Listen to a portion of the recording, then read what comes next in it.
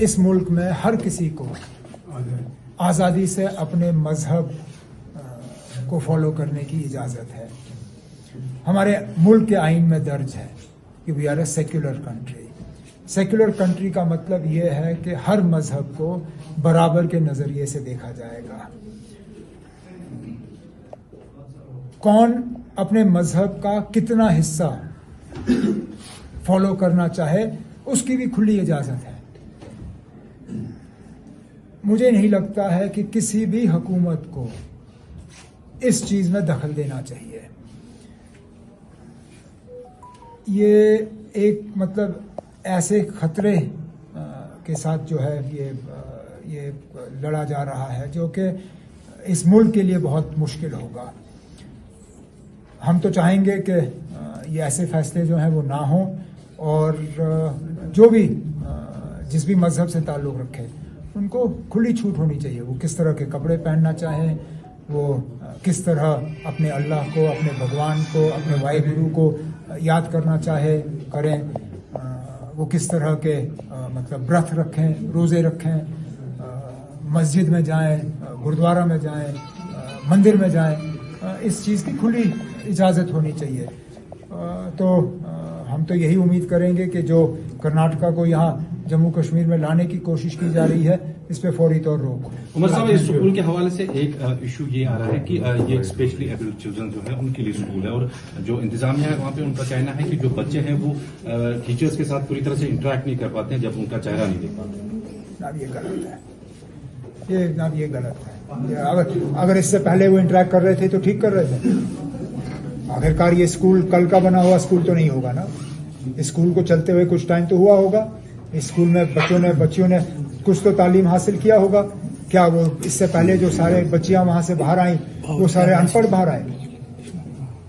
ये अगर इनके तालीम पे असर पड़ रहा था तो कर्नाटका से पहले क्यों नहीं? कर्नाटका के बाद ही उनको ये असर दिखना शुरू हुआ। ये हमारे मजहब में मैं माफी चाहता हूँ, सियासत के लिए एक गलत माहौल बनाया जा रहा है। और ये सिर्फ हिजाब की बात नहीं है। हमें कहा जा रहा है कि मस्जिदों में लाउड स्पीकर नहीं इस्तेमाल होने चाहिए। क्यों है? अगर बाकी जगहों पे लाउड स्पीकर होते हैं तो मस्जिदों में क्यों नहीं? दिन में 5 बार अजान होती है, इसमें गुनाह क्या है? आप हमें कहते हो कि हलाल मीट नहीं बिकना चाहिए। क्यों? हमारे मजहब में है कि हमें हलाल मीट खाना है। आप क्यों इस पर रोक लगा रहे हो? हम आपको मजबूर नहीं कर रहे हैं खाने पे। मुझे बताइए किस मुसलमान ने किसी गैर मुसलमान को कहा है कि आपको मजबूरन हलाल खाना है? आप अपने हिसाब से खाइए, हम अपने हिसाब से खाएंगे। हम आपसे नहीं कहते कि मंदिरों में आपका माइक नहीं लगना चाहिए। बाहर माइक नहीं लगते मंदिरों में? क्या गुरुद्वारों में माइक नहीं लगते हैं। लेकिन आपको सिर्फ हमारा माइक खड़कता है, आपको सिर्फ हमारा मजहब खड़कता है, आपको सिर्फ हमारे कपड़े पसंद नहीं है, आपको सिर्फ हमारा नमाज पढ़ने का तरीका पसंद नहीं है, बाकियों पे आपको कोई एतराज नहीं। ये एक नफरत यहां डाली जा रही है। और मैं फिर इस बात पे आता हूं ना, अब ये वो हिंदुस्तान नहीं है जिसके साथ जम्मू कश्मीर ने इल्हाक किया था। हमने जब इल्हाक किया था, हमने उस हिंदुस्तान के साथ इल्हाक किया था जिसमें हर मजहब को बराबर के नजरिए से देखा जाएगा।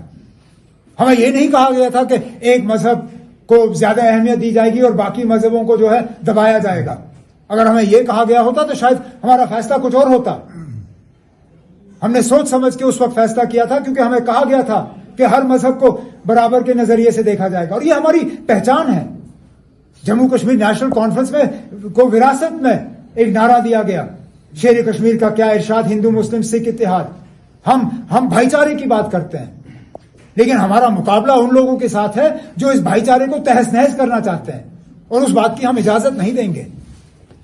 सर, जो डिलिमिटेशन कमीशन के बाद जो फाइनल प्रपोजल वो दे रही है, फाइनल रिपोर्ट, उसके बाद अगर इलेक्शंस होते हैं तो क्या पीएजीडी मिलकर इलेक्शंस लड़ेगी या? मैं पीएजीडी का ऑफिस बेरर नहीं हूं, अपनी जाती राय दे सकता हूं। मैं तो चाहूंगा कि मिलकर लड़े। अगर मुझसे मशवरा लिया जाएगा, मेरा मशवरा यही होगा कि हम मिलकर लड़ें। हमें इजाजत नहीं देनी चाहिए कि बीजेपी और उनके जो बी टीम सी टीम है वो वोटों का बंटवारा करें।